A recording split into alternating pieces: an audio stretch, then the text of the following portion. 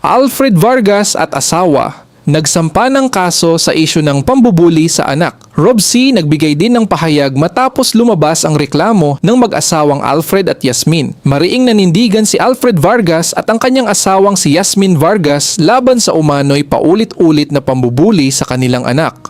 Sa isang matapang na hakbang, naghain sila ng criminal complaint laban sa mga magulang ng batang inaakusahan nilang nambuli. Ang kaso ay isinampa sa Office of the City Prosecutor of Manila laban kina Juvel Bacosa at Robert Vincent C. dahil sa umano'y paglabag sa Republic Act No. 7610. Mga aligasyon, delikadong pambubuli sa swimming sessions. Ayon sa reklamo, paulit-ulit umanong itinulak at inilubog sa tubig ang anak ng mag-asawang Vargas ng isang kapwa menor de edad habang nasa swimming training. Sa kabila ng kanilang mga paalala at pakikiusap sa mga magulang ng naturang bata, hindi umano ito naaksyonan.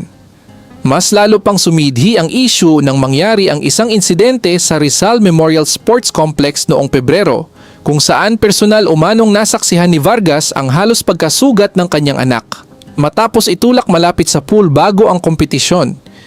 Dagdag pa rito, ibinahagi ni Vargas ang isang insidente na aniyay labis na nakasakit sa kanilang damdamin bilang magulang, kung saan umano'y kinadyot ang kanilang anak sa hindi naaangkop na paraan.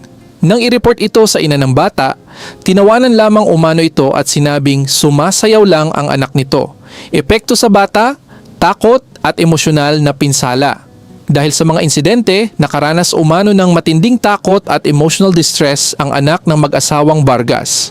Sa kanilang reklamo, iginiit nila na hindi ito simpleng away bata, kundi isang seryosong usapin na nakaapekto sa kapakanan at kaligtasan ng kanilang anak. Binanggit din sa reklamo na may pananagutan ang mga magulang ng kabilang panig sa ilalim ng Family Code dahil sa umano'y kabiguang disiplinahin at bantayan ang kanilang anak sa kabila ng mga naunang insidente. Paninindigan ni Vargas, "This is where it stops." Mariing pahayag ni Vargas, "Bullying is not normal, it is not harmless, it is not acceptable." Ayon sa kanya, layunin ng kanilang hakbang na hindi lamang ipaglaban ang kanilang anak, kundi magsilbing inspirasyon sa ibang pamilya na dumaranas ng parehong sitwasyon na huwag manatiling tahimik. Bilang isang opisyal ng Quezon City Council, matagal na rin niyang isinusulong ang mas mahigpit na polisiya laban sa bullying at mas malinaw na pananagutan ng mga magulang. Panig ng kabilang kampo. Rob C. nagsalita na rin. Samantala, nagbigay rin ng pahayag si Rob C. na isa sa mga inaakusahan sa kaso. Ayon sa kanya, isa siyang tahimik na tao na umiiwas sa gulo, ngunit napilitan na siyang magsalita upang ipagtanggol ang kanyang pamilya. Mariin niyang itinanggi ang mga aligasyon at sinabing hindi totoo ang mga paratang laban sa kanyang 8 anyos na anak. Binaliktad umano ang tunay na pangyayari. Labis na paninira ang kanilang nararanasan.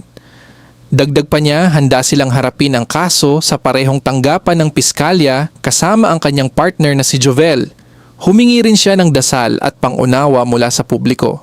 Iginiit ay na bagamat wala silang yaman o impluensya, hawak naman nila ang kanilang integridad at katotohanan na anyay hindi mabibili ng anumang posisyon. Nagpasalamat din siya sa gabay ng The Pinoy Street Lawyer Official sa pagtulong sa kanila na maunawaan ang proseso ng batas. Ang kasong ito ay nagpapakita ng dalawang panig ng isang sensitibong issue na kinasasangkutan ng mga menor de edad. Sa isang banda, naninindigan ang pamilya Vargas laban sa umano'y pambubuli, habang sa kabilang banda, mariing itinatanggi naman ng kampo ni Rob C. ang mga akusasyon. Sa huli, ang katotohanan ay inaasahang lilitaw sa tamang proseso ng batas, habang ang isyong ito ay patuloy na nagbibigay diin sa kahalagahan ng proteksyon sa mga bata at responsibilidad ng mga magulang sa kanilang kilos.